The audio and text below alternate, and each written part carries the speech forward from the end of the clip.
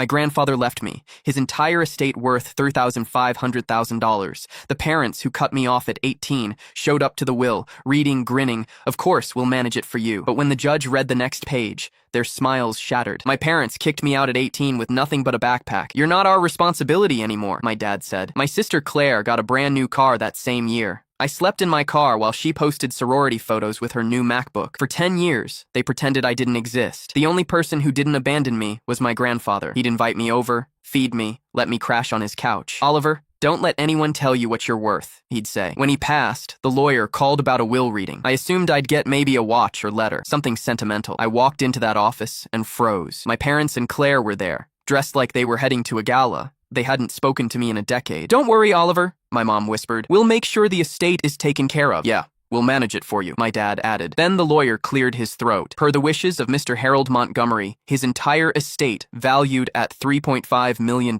is hereby left to his grandson, Oliver Montgomery." Before I could process it, they shifted. "Of course that makes sense," my mom said. "But Oliver needs our guidance. He's inexperienced with finances." "Harold meant well, but Oliver's not equipped for this," my dad said. "We should manage it." Claire smirked. "You've never been responsible. Let us help," the lawyer interrupted. Mr. Montgomery specified the estate belongs to Oliver alone, full control. For weeks, they sent letters about how I should allocate the money, put Claire on payroll. My mom called constantly. They showed up uninvited. Then the bank called. Someone tried accessing the estate account, claiming they were my representative. It was my parents, trying to forge documents. I started documenting everything, every letter, every text from Claire, every fraud attempt. I met with Daniel, a retired attorney who'd been my grandfather's chess partner. "Your grandfather anticipated trouble," Daniel said. "He put protections in place. My grandfather had written stipulations disinheriting my parents if they interfered. He'd even left a notebook predicting every move they'd make. 3 months later, my parents filed a court petition claiming I was unfit and requesting guardianship of the assets. The court date arrived. They looked smug, confident. Their attorney painted me as irresponsible, citing my lack of experience. Claire nodded dramatically. Then Daniel stood up. He laid out every piece of evidence, the forged bank attempt,